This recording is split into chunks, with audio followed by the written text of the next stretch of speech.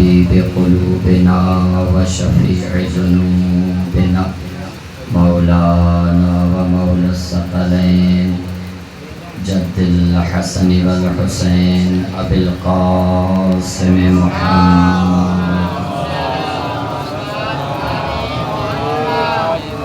सुम्मस्सलातु वस्सलामु अला आलिहि तय्यबीन अत्ताहिरीन अल-मअसूमीन अल्लज़ीना अज़हबल्लाहु अन्हुमुर रिज्स व तह्हरहुम तत्हीरा।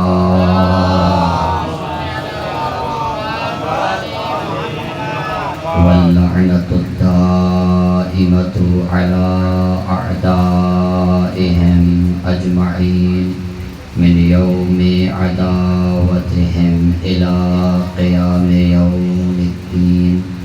अम्मा बअदु फ़क़द क़ाल अल्लाहु तबारक सुब्हानहु व तआला फ़ी किताबिहिल मजीद व फ़ुरक़ानिहिल हमीद व हुवा अस्दक़ुल क़ाइलीन।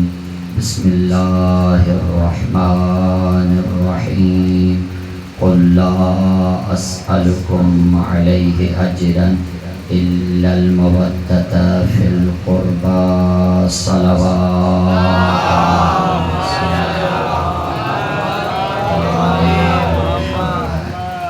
सबका पहली दुआ है अल्लाह रब्बुल इज़्ज़त की बारगाह में, या अल्लाह बेहक़ मौला इमाम हुसैन अलैहिस्सलाम बानियाने मजलिस जो विचार फर्श अज़ाफ़ा की बारगाह में कबूल फरमा। या अल्लाह सय्यिदुल मोमिनीन जे रिज़्क़ रोज़ी में बरकत अता फरमा, परेशान मुसीबतन का महफूज फरमा। करीम अल्लाह सही सदन अज़ादारी ड्यूटी जेको कुछ मौला हुसैन अलैहिस्सलाम जे राह में खर्च किया तन हर नंगर न्याज काविश कोशिश के पहली बारगाह में कबूल फरमा। जिते जिते मौला जो ज़िक्र थिए तो हर ज़िक्र की हिफाजत फरमा। बारे लाहा बेहक़ मोहम्मद व आले मोहम्मद बीमार मोमिनीन मोमिनात की सेहत अता फरमा। मौला इमाम हुसैन अलैहिस्सलाम जे सदक़े में बे औलाद मोमिनीन के औलाद अता फरमा। जिन मोमिनीन मोमिनात जो दुआओं मुझे ज़िम्मे हैं अल्लाह सही उन जे हाजतुन के कबूल फरमा। करीम अल्लाह सही असां जे वक्त जे मौला जे ज़ुहूर में ताजील फरमा। असां के पंहिंजे मौला जे मुहिबन मददगारन शियन में शुमार फरमा। करीम अल्लाह सही असां गुनाहगारन जे दुआओं के पंहिंजी बारगाह में कबूल फरमा। सभिनी दुआओं जो कबूलियत वास्ते कर्जी करे सलवात पढ़ो मोहम्मद व आले मोहम्मद। नारे तकबीर, नारे तकबीर, नारे रिसालत, नारे रिसालत, नारे हैदरी, नारे हैदरी। हुसैनियत, हुसैनियत, यज़ीदियत, यज़ीदियत। अहले बैत जे दुश्मनन ते लानत जी करे बर मोहम्मद व आले मोहम्मद सल्लल्लाहु अलैहि वसल्लम।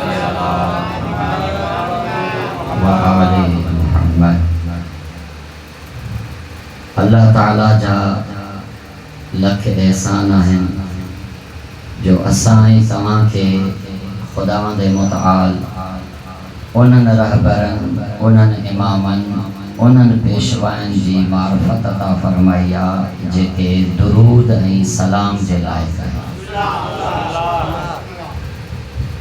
एतिरे क़दुर त अज़ीम रहबर आहिनि, अज़ीम रहनुमा ऐं पेशवा आहिनि जेको इंसान पंहिंजी निमाज़ ते नाज़ करे थो ऐं चवे थो त बसि निमाज़ ई पढ़िजे, ज़िक्र हुसैन छाजे लाइ, मातम हुसैन छाजे लाइ, जुलूस हुसैन छाजे लाइ, अज़ादारी छाजे लाइ, सबील छाजे लाइ, अलम छाजे लाइ, नुहा खानी छाजे लाइ।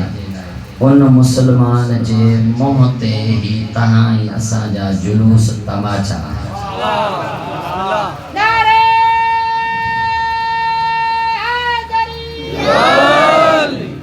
छोजो जॾहिं अहिड़े क़िस्म जो मुसलमान जेको सिर्फ़ पंहिंजे इबादतुनि जे नाज़ करे, सिर्फ़ पंहिंजे निमाज़ ते नाज़ करे, जॾहिं निमाज़ ख़त्म थियण वारी हूंदसि वो उन वक्त पंहिंजी नमाज में दुरूद ज़रूर पढ़ंदो हूंदो ऐं हया हूंदस त ज़रूर याद ईंदो हुंदुस हे दुरूद वारा उहे आहिनि जिन जो ज़िक्र ख़ुशी ऐं गम सिर्फ़ शिया कंदा आहिनि।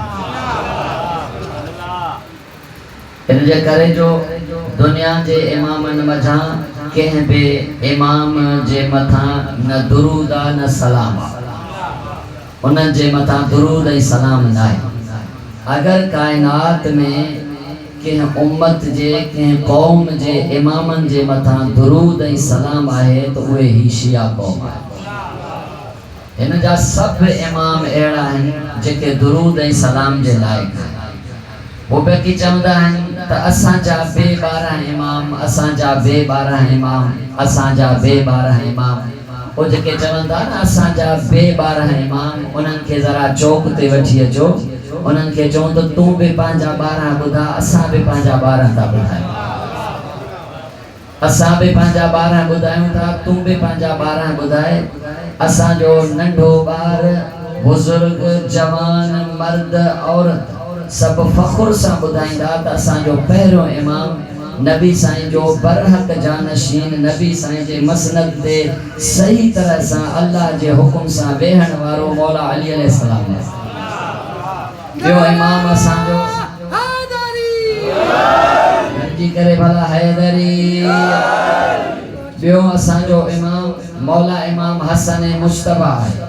ऐं हसन मुश्तबा मौला असांजो इमाम उहो इमाम आहे जिन जे लाइ नबी जन फरमायो, नबी जी ज़ुबान ते त मुसलमाननि ते ईमान ऐं यकीन हूंदो नी, नबी जन जे लाइ फरमायो अल्लाह साईं वमा यंतिकु अनिल हवा इन हुवा इल्ला वहयुन यूहा, जेको नबी अल्लाह जी वही खां सवाइ ॻाल्हाए नथो। इन असांजे पहिरें इमाम जे लाइ फरमायो त अना मदीनतुल इल्म व अलीयुन बाबुहा, मां इल्म जो शहर आहियां, अली उन जो दरवाज़ो आहे। असांजे ॿिए इमाम जे लाइ फरमायईं त अल हसनो सैयद शबाब अहलिल जन्नत, हसन जन्नत जे जवाननि जो सरदार आहे। असांजो टियों इमाम इमाम हुसैन अलैहिस्सलाम आहे, जंहिंजे लाइ अल्लाह जे नबी फरमायो अल हुसैनो मिन्नी व अना मिनल हुसैन, हुसैन मूं मंझां ऐं मां हुसैन वझां। जे अथई जुरत त पंहिंजो अहिड़ो इमाम ॾेखार जंहिंखे नबी पाण मंझां कयो हुजे। टियों इमाम असांजो इमाम हुसैन अलैहिस्सलाम। चौथों इमाम असांजो इमाम ज़ैनुल आबिदीन अलैहिस्सलाम। इबादत करण वारा तव्हांखे खोड़ मिलंदा, पर इबादत करण वारी जी सूह खे असांजो इमाम ज़ैनुल आबिदीन अलैहिस्सलाम चइबो आहे। पंजो इमाम असांजो इमाम मोहम्मद बाक़िर अलैहिस्सलाम आहे, जेको बाक़िरन उलूम आहे। अगर इमाम मोहम्मद बाक़िर अलैहिस्सलाम ही दुनिया खे इल्म न ॾे हा त हीअ दुनिया जहालत जे ऊंदह में गिरफ़्तार हुजे हा। अज अगर ही इल्म आहे त इमाम मोहम्मद बाक़िर अलैहिस्सलाम जो सदको आहे। पंजो इमाम असांजो उहो आहे जंहिंजे लाइ अल्लाह जे नबी पंहिंजे सहाबी हज़रत जाबिर के फरमायो, जाबिर तू एतरी वॾी उम्र पाईंदे जो मुंहिंजे नाले वारो मुंहिंजो बचड़ो हूंदो, उन सां तू मुलाक़ात कंदे। पर जाबिर यादि रखजां, जॾहिं बि मुंहिंजे उन बचड़े सां मुलाक़ात कंदे उनखे चइजांइ तोखे तुंहिंजो नानो मोहम्मद रसूलुल्लाह सलाम चवंदो हुयो। जाबिर इहो न्यापो पंहिंजे ज़हन में रखी छॾियो। अल्लाह जे नबी जे हुकुम सां हयाती डिघी थियसि, अखियूं ख़त्म थियसि, नाबीना थी वियो। मस्जिद नबवी में अची करे दाऊं करे रड़ियूं करे चवंदो हो ऐनल बाक़िरो, ऐनल बाक़िरो, काथे आहे उहो इमाम मोहम्मद बाक़िर, अचे त मां नबी जा सलाम पुॼायांसि। जिन्हनि खे नबी जे ॻाल्हियुनि ते यकीन न हुयो शायदि उहे चवंदा हुया त जाबिर कुराड़ो थी वियो आहे। हाणे पियो थो ॻोल्हे बाक़िर खे काथे आहे बाक़िर, किथे ईंदो बाक़िर, जे अचणो हुजे हा त अची वञे हा। हिकु मरतबा इहो अखियुनि खां महरूम जाबिर मदीने जे घिटी में ॿारनि खे खेॾंदो ॾिठई अखियुनि सां न ॾिठई बल्कि दिलि जे अखियुनि सां ॾिठई ऐं उन जी ख़ुशबू महसूस कई त हिन ॿार जे बदन मां उहा ख़ुशबू अची रही आहे जेका मोहम्मद मुस्तफ़ा जे बदन जे बजाय ईंदी हुई।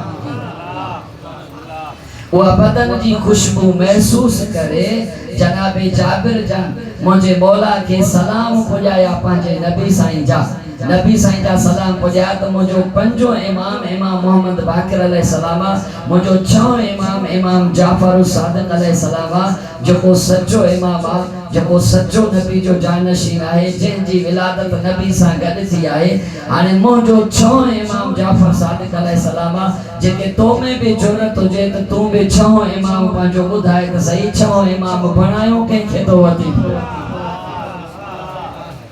साईं जे करे अञा हू न ॿुधाए सघे मता शर्म थिएसि त मां छो इमाम कीअं ॿुधायां पोइ असां ॿुधायूंसि त तुंहिंजे इमामनि में छो इमाम यज़ीद जो नालो अचे थो। हाणे ॿुधाए त तुंहिंजो इमाम बि यज़ीद तुंहिंजे बच्चनि जो इमाम बि यज़ीद तुंहिंजे सगीरनि जो इमाम बि यज़ीद तो मर्दनि जो इमाम बि यज़ीद औरतुनि जो इमाम बि यज़ीद। असां फ़ख़ुर सां चऊं था असांजो छो इमाम इमाम जाफर सादिक जेको फर्ज़ंद आहे मौला मोहम्मद बाकर जो मौला फर्जंदा मौला अली ज़ैनुल आबिदीन जो मौला फर्जंदा मौला हुसैन अलैहिस्सलाम जो मौला भाई मौला हसन अलैहिस्सलाम जो मौला फर्जंदा मौला अली अलैहिस्सलाम जो मौला अली अलैहिस्सलाम के नबी साईं पंहिंजो बिरादर सम्झो आहे उनखे इलाही सारा फज़ाइल ॾिनई अता कयई पंहिंजे ज़ुबान मुबारक मां। हाणे ख़बर पइजी वई त असुल में हिन दुनिया जे अंदरि जेको ज़िक्र हुसैन खां चिड़े थो इन मजलिसुनि खां चिड़े थो अज़ादारनि खां चिड़े थो बाबा ही असां शीयन का नथो चढ़े असुल में इन जी दुश्मनी मौला हुसैन सां आहे इन जे करे जो हिन वटि इमाम यज़ीद आहे असां वटि इमाम हुसैन आहे।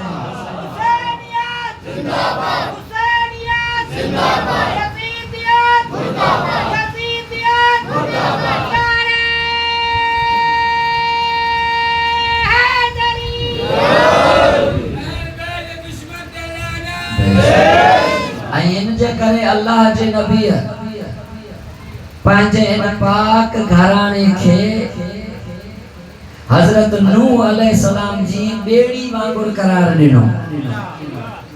नूह अलैहिस्सलाम जी बेड़ी तो भला मुसलमाननि खे याद हूंदी नूह अलैहिस्सलाम जी बेड़ी वांगुर अल्लाह जे नबी पंहिंजे हिन अहल बैत खे करार ॾिनो।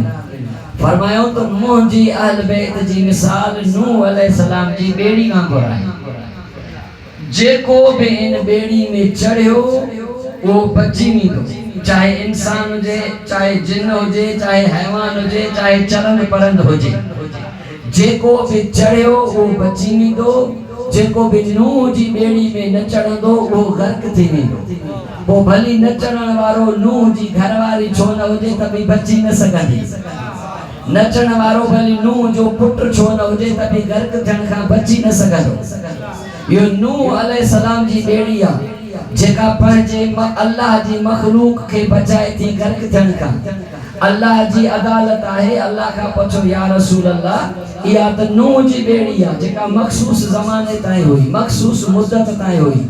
इन सॼी कायनात खे हिकु अहिड़ी बेड़ी खपे जेका क़यामत ताईं हुजे ऐं क़यामत ताईं जेको भी बचण चाहे उन बेड़ी ते सवार थिए उहा बेड़ी उनखे गर्क थियण खां बचाए छॾे।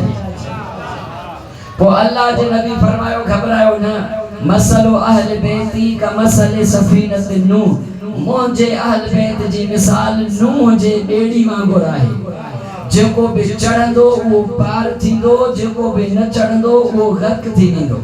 या रसूला तुझा अहल बैत आहिनि कहिड़ा फरमाई मुंहिंजा अहल बैत हिकु त मुंहिंजो भाउ मुंहिंजो अली आहे ॿी जनाबे सैयदा साइणा मौला हसन सरकारा मौला हुसैन सरकारा ॿिया इन्हनि जा बच्चा जेके इमाम थींदा इहे सभु जा सभु अल्लाह जे नबी जी बेड़ी आहिनि जेके उम्मत जेका भी इन में चढ़ंदी उहा हिदायत पाईंदी उहा पार थी वेंदी जेका न चढ़ंदी उहा गर्क थी वेंदी ख़त्म थी वेंदी। त हुसैनियत जी बेड़ी छह मौला का पुछा कले मौला छा तव्हां सभई निजात जी बेड़ी आयो या न मौला फरमाए तो असां सभई निजात जो बेड़ियूं आहियूं। अली मौला खामीदे रसूल साईं खामीदे जनाबे सैयदा खामीदे सरकार इमाम महदी ताईं असां सब निजात जो बेड़ियूं आहियूं पर असां सभनी मथां जेका निजात ॾियण में तेज ऐं तकड़ी बेड़ी आहे उहा उनखे हुसैन अलैहिस्सलाम चवंदा आहिनि। हुसैन अलैहिस्सलाम जी बेड़ी एड़ी आहे जेका निजात ॾियण में तमाम तकड़ी ऐं तेज आहे। इन जो वाज़ह मिसालूं आदम फुतरुस कई साल ताईं खुदा का तलब मग़फ़िरत कंदो रहियो पर परवाज़ न पई मिलेसि सागो इल्म न पियो मिलेसि ऐं पयो हुयो जज़ीरे में। बस इमाम हुसैन अलैहिस्सलाम वटि आयो झूले सां मस थियण जी देर हुई फुतरुस खे साॻी परवाज़ मिली वई। वरी साईं के चवा हेडा हुर नम जाड़ा हुन पासे होयो यजीद जे लश्कर में हो अशरे जे हवाले सां तो चवा नम जाड़े सां होडे होयो उन गुनाहगार हुर जेको नम जणा यजीद जे सिपाही में होयो देर ही न थी हिकड़े जाड़े जो हुसैन ते आयो हुसैन हुर के भी अलैहि सलाम बनाए छडियो ज़ुहैर इब्न कैन जो मजहब मुसलमान इस्लाम न रखंदड़ होयो वो इमाम अलैहि सलाम सां रस्ते में मुलाकात थियस मौला जे लश्कर में आयो कलमो पढ़ई ऐं मौला जे मथा पंहिंजी जान कुर्बान कई ज़ुहैर के भी मौला अलैहि सलाम बनाए छडियो ज़ुहैर जी घरवारी जॾहिं ज़ुहैर के मौला मोकल ॾिनी अची करे चईंसि मौला शादी के रात ही हिकड़ी गुज़री आ मुंहिंजो शोहर तव्हां जे मथा जान कुर्बान थो करे मूंखां बि वाइदो कयो मां राज़ी आहियां जे केड़ो वायदो जे मौला वायदो इहो कयो जी हिन दुनिया में मां ज़ुहैर जी घरवारी आहियां क़यामत ताईं बि शहादत खां पोइ बि मां ज़ुहैर जी घरवारी ई रहां मौला फरमाईंदा मुंहिंजो तोसां वायदो आहे तूं हिते बि ज़ुहैर जी ज़ौजा आहीं जन्नत में भी ज़ुहैर जी ज़ौजा हूंदी नतीजो इहो निकितो ज़ुहैर शहीद थी अलैहि सलाम पढ़ियो जन्नत में वियो ऐं उन टाइम ते ज़ुहैर जी घरवारी भी शहीदा थी वई उहा भी जन्नत वई हली इमाम अलैहि सलाम जी निजात वाली कश्ती तमाम तेज आ फुतरस मलाइक अचे तभी उन के पार करे जे हुर अचे तभी पार करे जे ज़ुहैर उन जी ज़ौजा अचे तभी उन के जन्नत ही बनाए छॾियो उन के हुसैन इब्न अली चयो ये बेड़ी इतनी तेज हले पई थी हुसैनियत जी बेड़ी जेका निजात ॾियण जे लाइ आहे ऐं इन हुसैनियत जी बेड़ी जेका पंजन जी बेड़ी आहे जिन्हनि खे नबी साईं चादर जे हेठां जमो कयो आहे कंहिं वटि को अहिड़ो पीर जंहिंखे नबी साईं पाण सां गॾु चादर जे हेठां जमो कयो हुजे ऐं जॾहिं तव्हां साईं पढ़ंदड़ आहियो तव्हांखे ख़बर आहे कुरान मजीद में अल्लाह फरमायो खीर जे अंदर भी शिफा है माखी जे अंदर भी शिफा है कुरान जे अंदर भी शिफा है आम इंसान बीमार थी पवे तो खीर खां भी शिफा वठे माखी खां भी शिफा वठे कुरान खां भी शिफा वठे बेशक टिनी में शिफा है पर छा था समझो जे कदे नबियन जे नबी के काई तकलीफ दे त पो सरकार दो आलम किथां शिफा वठन आम मखलूक शिफा वठे उनके या खीर या माखी या कुरान चेबो वो नाते के कुरान के पाण होया ई सामते कुरान में शिफा है वो नात के कुरान होया जे कदे नात के कुरान के बदन में तकलीफ दे त पो वो शिफा वठन के लाए काडे भी न तो अचे तो पंजी न्याणी सैयदा ज़हरा जे घर ऐ फरमाई था सैयदा मुझे बदन में ज़ौफ़ महसूस थी रयो आ मुखे पंजी चादर आने जी खबर पइजी वई जेको माखियो खीर का शिफा वठे उनके दुनिया चेबो आ जेके ज़हरा जी चादर शिफा दे उनके मोहम्मद मुस्तफा चेबो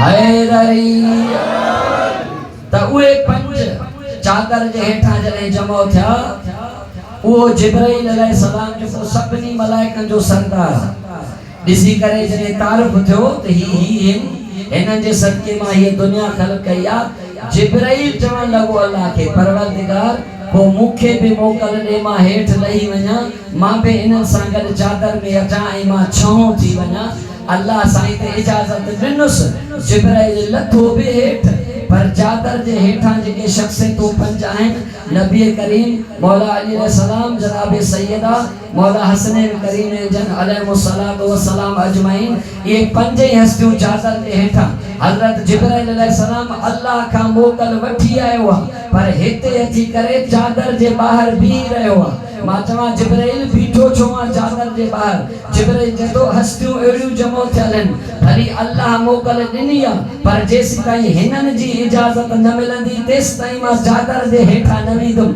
ख़बर पइजी वई जंहिं चादर जे हेठां जनाब सैयद आहे वो अल्लाह जी मोकल मिलण खां पोइ रसूल जी मोकल मिलण खां सवाइ नथो वञी सघे त पोइ जिन नबी खां बाद में जनाब सैयदा सां दुश्मनी कई सोचो त सही उन्हनि जो अंजाम छा थी जिब्राइल फरमायो मां उस ताईं न वेंदुमि जेसि ताईं अल्लाह जो नबी इजाज़त न ॾे ऐं जॾहिं इजाज़त मिली पोइ वया पोइ वञण खां बाद में नबी साईं फरमायो फरमायो अल्लाहुम्मा इन्ना हाउलाए अहलु बैती, ओ मुझा परवरदिगार मुझे खानदान वारा ही थे जेके मुझे चादर जे हेठा आहिनि। हाणे ॿुधायो जिन जे लाइ अल्लाह जे नबी फरमायो मुझा अहल बैत ही थे जेके चादर जे हेठा आहिनि, उन्हनि जे लाइ वरी कुरान जी ॿी सूरत में फरमाए कुल ला असअलुकुम अलैहि अजरन इल्लल मवद्दत फिल कुर्बा। ओ मुझा हबीब हाणे उम्मत के ॿुधाए जेके इंसान न हुया, ये जानवर हुया, नज़र में ज़ाहिरी शक्ल इंसान जी हुयनि, इन्हनि ते तो मेहनत करे इन्हनि के इंसान बणायो। इंसान बणाइण खां पोइ इन्हनि के कलमो पढ़ाए करे मुसलमान बणायई। मुसलमान खां पोइ ॿिए त सलमान जहिड़ा वरी मोमिन बि बणिजी विया, मीसम जहिड़ा बणिजी विया, मिक़दार जहिड़ा बणिजी विया। जेके तोखे अजरे रिसालत ॾियणु चाहिनि था इन्हनि खे चओ ला असअलुकुम अलैहि अजरन, तव्हां खां मूंखे कुझु अजुर घुर्जे ई कोन। अगर अजुर ॾियणु चाहियो था त मुंहिंजे कुर्बा सां मवज़त कयो। या रसूला उहा कुर्बा आहे कहिड़ी? जे कुर्बा उहा अथव जिन्हनि खे मां पाण सां गॾु चादर जे हेठां सुम्हारियुमि। अल्लाह खे इहो अदा एॾो त वणी वियो जो अल्लाह आयत ततहीर मोकिले करे चई त इन्नमा युरीदुल्लाहु लियुज़हिबा अन्कुम रिज्स अहलल बैति व युतहिरकुम ततहीरा। जेके अल्लाह पाक बणाए उन्हें के ज़माने जे मुल्लनि मुफ्ती ऐं मौलविन जूं फतवाऊं कॾहिं बि नजिस न करे सघंदियूं। इन जे करे होशियार थी मुल्ला ऐं मुसलमान तू इमाम हुसैन जे ज़िक्र ते पाबंदी न लगा, यजीद सां मोहब्बत ज़ाहिर न कर। अल्लाह हिननि खे पाक कयो आहे, यजीद खे एॾो त नजिस कयो अथई जो केतिरा बि रज़ी अल्लाह जा साबुण ऐं शैम्पू ऐं यजीद खे धोइण जी कोशिश कंदे यजीद पाक न थींदो, तुंहिंजूं नस्लूं पलीत थींदियूं वेंदियूं। छो अल्लाह जो वाइदो आहे त उहे 5 हस्तियूं जेके चादर जे हेठां आहिनि, अल्लाह फरमायो इन्हनि जी मवद्दत मां तव्हां खां घुरी आहे। ऐं इहे आहिनि जिन जी मिसाल अहल बैत जी मिसाल हज़रत नूह अलैहि सलाम जे ॿेड़ी वारी मिसाल आहे।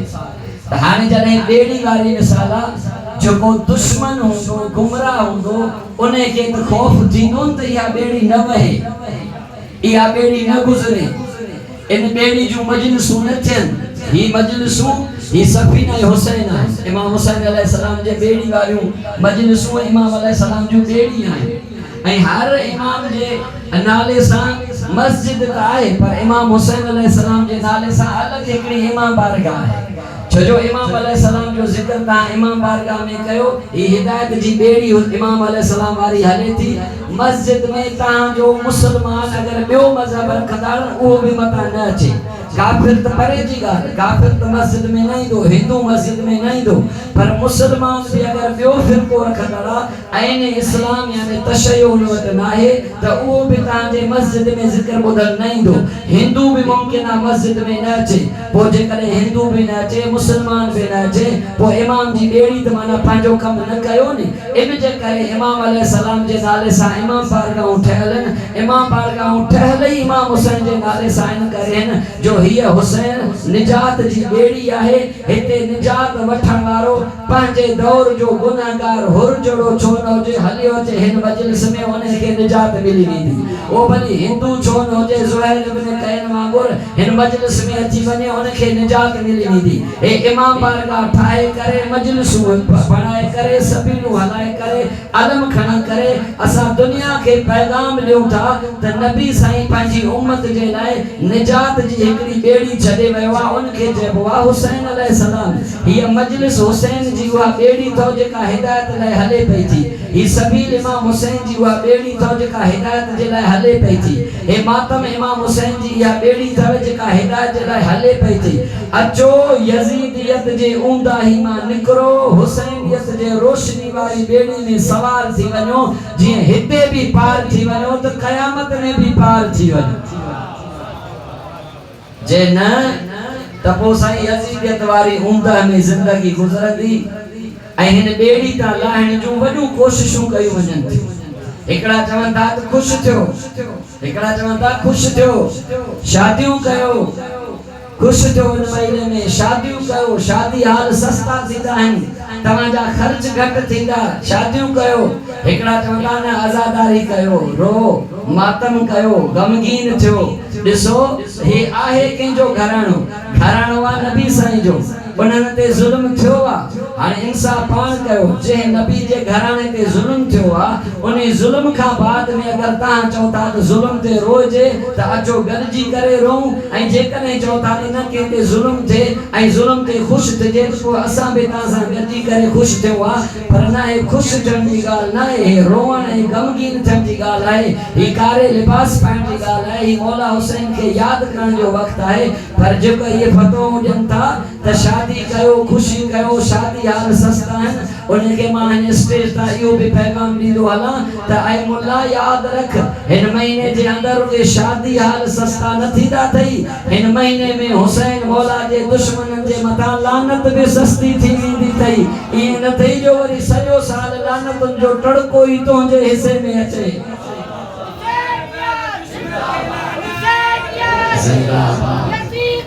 मुर्दाबाद मुर्दाबाद गज करे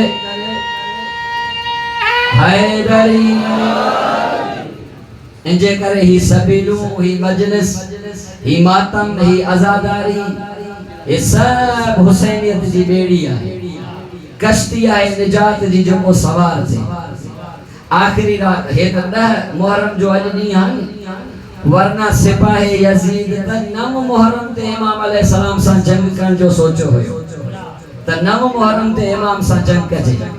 पर इमाम अलैहिस्सलाम छो जो निजात जी कश्ती आ, हिदायत जी बेड़ी आ, इमाम अलैहिस्सलाम हिकिड़ो ॾींहुं अञा बि इमाम चयो मता कंहिंखे हिदायत नसीब थिए, मता कोई यजीदियत जे बुॾंदड़ समुंड मझां निकिरी करे मां हुसैन जी निजात वारी बेड़ी ते सवार थिए। इन जे करे इमाम अलैहिस्सलाम हिकिड़ो ॾींहुं या हिकिड़ी रात अञा वधारे वरितो।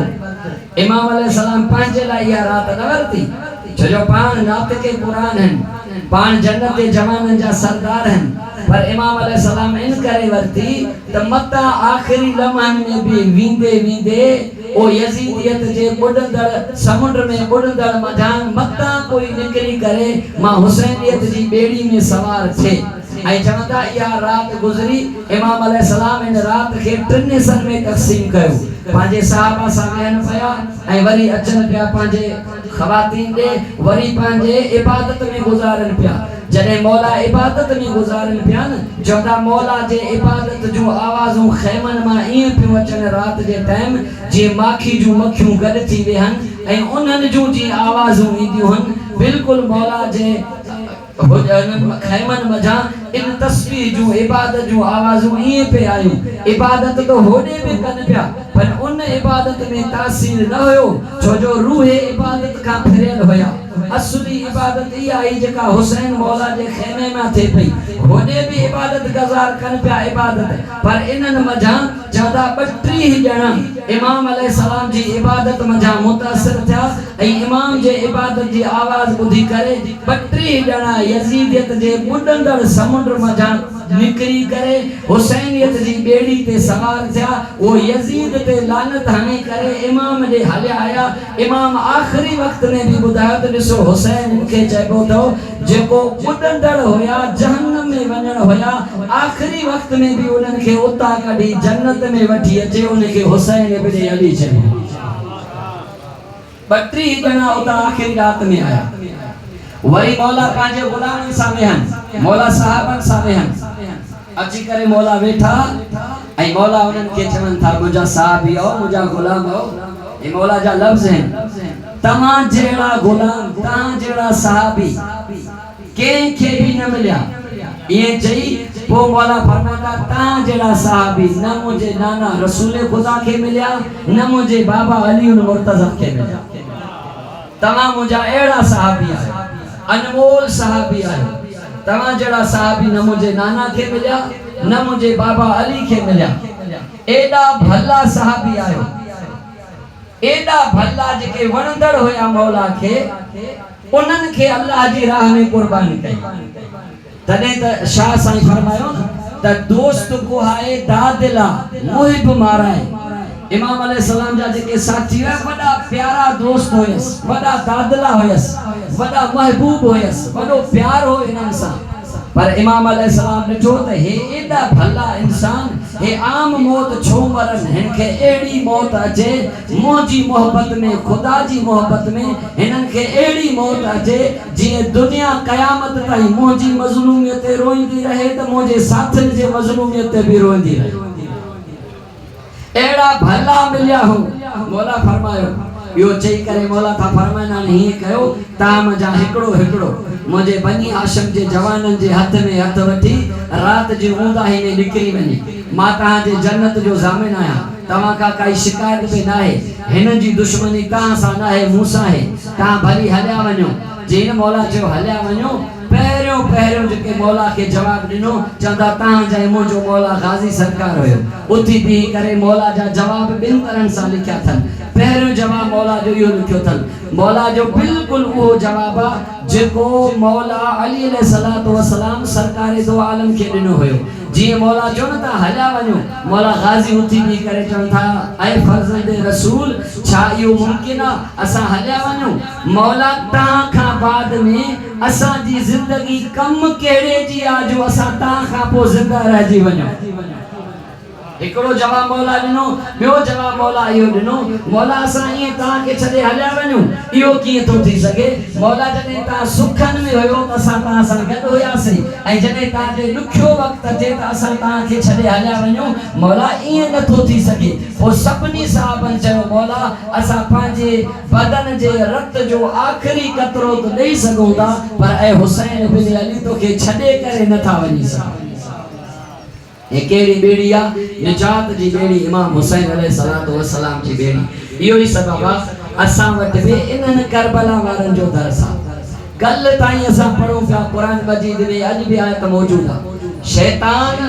अल्लाह साईं का जदे मोहलत वरती त पो शैतान यो चवत ए अल्लाह मा तो जे सीधे रास्ते ते वेहंदो सिराते मुस्तकीम ते वेहंदो उते वेही करे तो जे बंदन के गुमराह कंदो अल्लाह साईं छा फरमायो ए शैतान तू भली गुमराह कर पर मोजे मुखलिस मानुन ते तो जो वस न हलंदो ओए तो जे चंबे में न इंदा थियो बि इए हिन गुमराह करण जी कोशिश कई शैतान पर इमाम अलैहिस्सलाम जो हिकड़ो भी साथी न वयो त इमाम जे साथन में ए दुनिया में इयो ही फर्क आ जे के शैतान गुमराह करे उन्हें के दुनिया चेबुआ जेते शैतान जो वसई न हली सके उन्हें के इमाम हुसैन अलैहिस्सलाम जो सहाबी चेबा वो इमाम अलैहिस्सलातु वस्सलाम जा सहाबी भी होते इमाम अलैहिस्सलाम जा सहाबी भी मौला संगत कुर्बान थिया आई रसूल साईं जा भी सहाबी होया वो भी काबिल इज्जत पर रसूल साईं जे सहाबिन में भी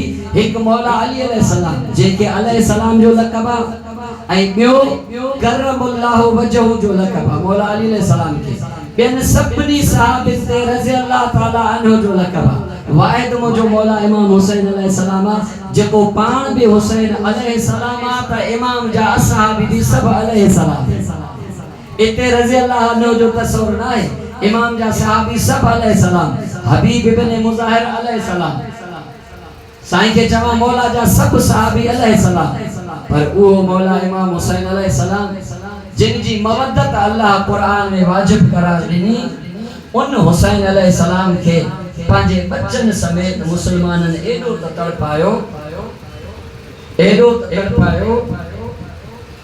आजादारो मातमियो एडो तड़पायो ये जो असर आशूरा शाम गरीबा में जेके चवंदा हैं इन असर आशूर में हिकड़ी एड़ी बीबी आ जेका बीबी इमाम हुसैन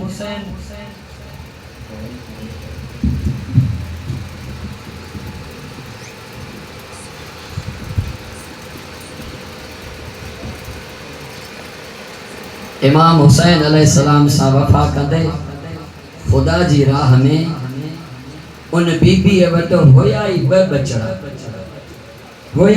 बचड़ा बीबी वट ऐं उन जो सरदार उन जो शोहर मौला इमाम हुसैन अलैहिस्सलाम हुयो समझियो बीबी रुबा एड़ी त वफादार बीबी जदे पंहिंजे सरदार मौला इमाम हुसैन जे लाश के गरम जमीन ते ॾिठई ऐं प्यासो ॾिठई तब वायदो कई मुझा सरदार जेसी ताई जिंदा आया न छाव ते वींदम न कदे थधो पानी पीअंदम। हा आजादारो या बीबी इन जा बचड़ा हुया। एक नंढड़ी हुई जो नालो जनाबे सकीना हुयो ऐं ॿियो नंढड़ो हुयो जो नालो अली असगर हुयो। बई कुर्बान करे छॾी हुसैन सां वफादारी निभाइण में। केड़ी सकीना? उहा सकीना जॾहिं बाबो वञेसि पियो मक़तल में त बि घोड़नि जे सुंबुल सां चंबड़ी वई। ओ जॾहिं हिन बार जे टाइम ते शाम जे टाइम ते ज़ुलजना खाली आयो और सकीना जी नजर पई बाबे जी सवारी आई आ, बाबो न आयो आ।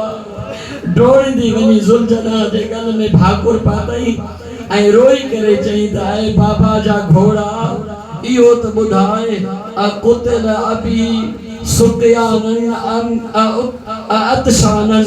और घोड़ा इहो ॿुधा छा मुंहिंजो बाबे खे कुहण वक़्तु पाणी पीआरे करे पोइ ॻोठऊं या मुंहिंजो बाबो प्यासो ई मारियो वियो। असुकया अभी हम अतशाना छा मुझे बाबे के पानी प्यारे वयो या प्यासो ही कुठूं। मां जवान बीबी सानी जो जवाब मौला इमाम ज़ैनुल आबिदीन कूफे जे बाज़ारन में नींदो रहो वठंदो रहो। ओ जने कासाइन जी नजर पवे हा सजाद पियो थो अचे न गोश्त के ढके चवन हा मौला पास में वञा पुछा करे हा ॾियो ख़बर हिन जानवर के कोहण का अग में पानी पियारियो। चवंदा हा असां मुस्लमान हूं नबी जी सुन्नत ते हलण वारा हूं। नबी चयो जानवर के कोहो तक में पानी प्यारो। करबला दे मुंह करे सजाद मौला रोई कर चए हा बाबा ओ बाबा हिते जानवरन के भी पानी पियारे पो कोहन ता।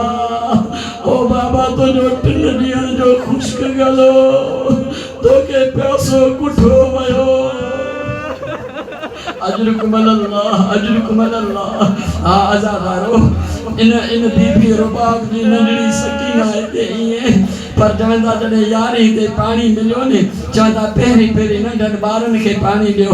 उन्हनि ॿारनि में बि नंढड़ी नंढड़ी जनाबे सकीना हुई।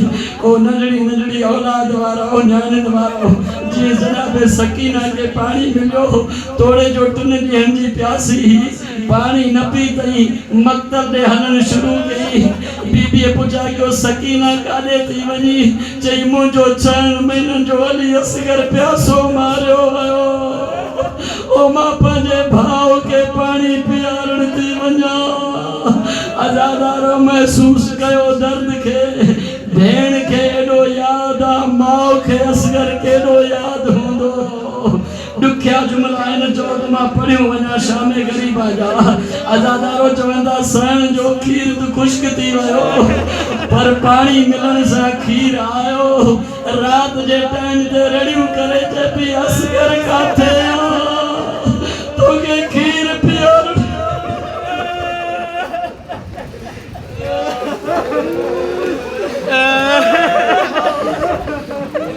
असगर काथे तोखे खीर पियार जो अची वियो आजादारो।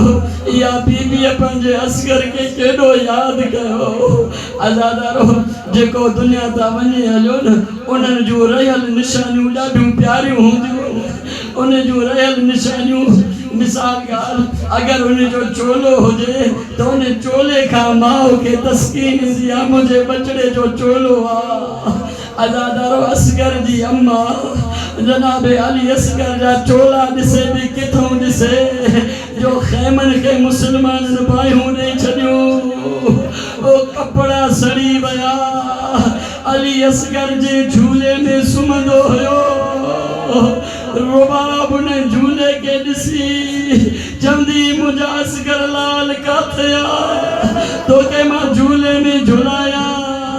आजादारो क़यामत जो वक़्तु आहे जॾहिं रुबाब जे बचड़े जी निशानी झूलो बि सड़ी वियो। अल्लाह जाने रुबाब असगर के पोइ कीअं यादि कंदी हूंदी।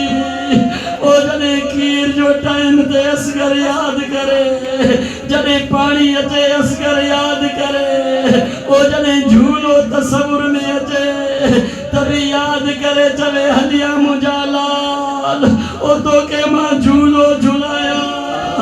मां चवां सण ने असगर रहो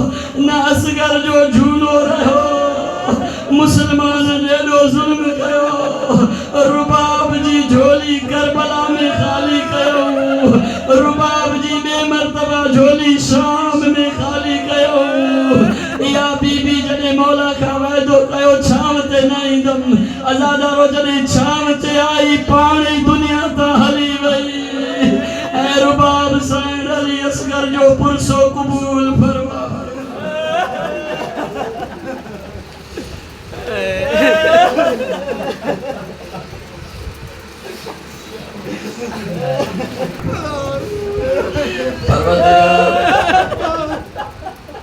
जनाबे अली असगर आजादार थे साईं सकीना आजादार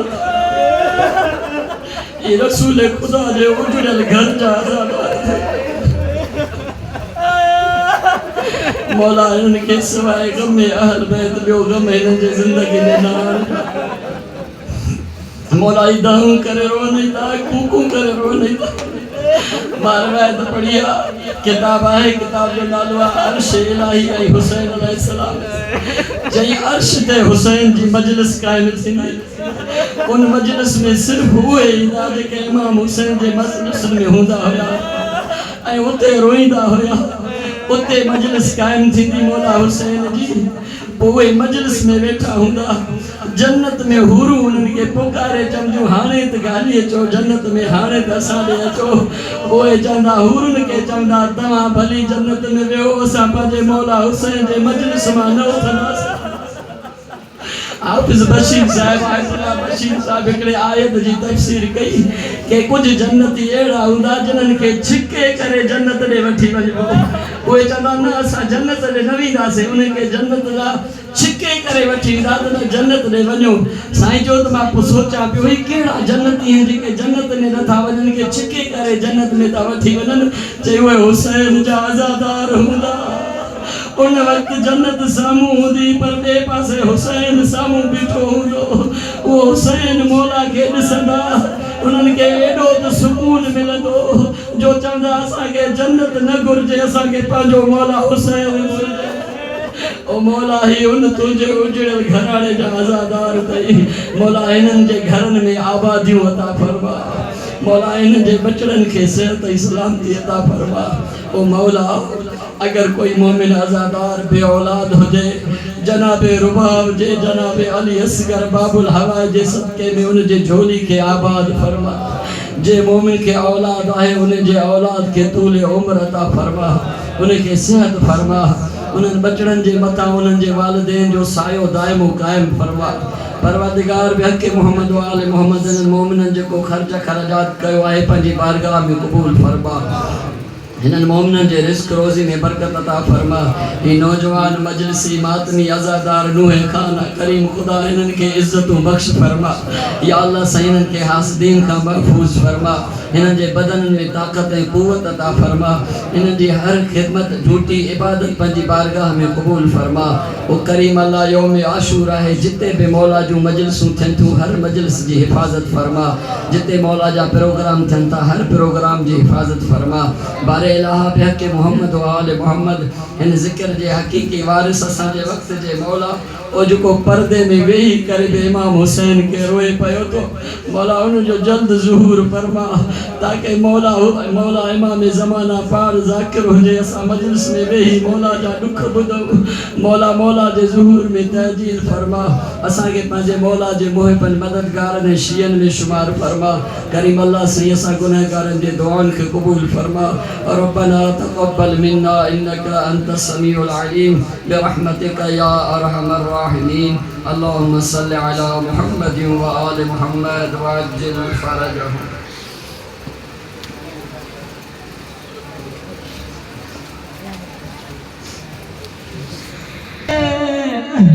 ओ इतिकाल को याद रखाए ओ मशकी दा भर के आयो पानी दा बस तोरा विच भेजवावे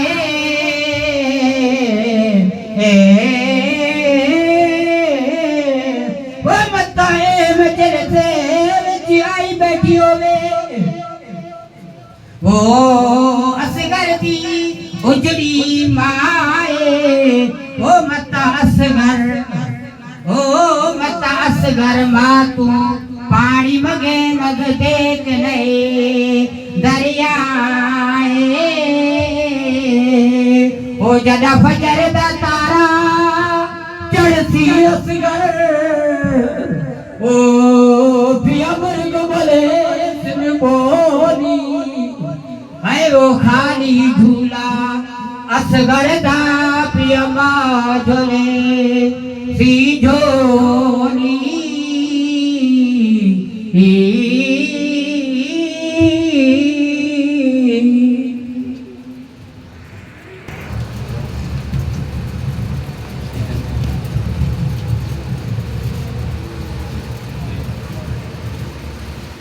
अस्सलामु अलैका या नबी अल्लाह, अस्सलामु अलैका या हबीब अल्लाह, अस्सलामु अलैका या रहमतल लिल आलमीन, अस्सलामु अलैका व रहमतुल्लाहि व बरकातुहू।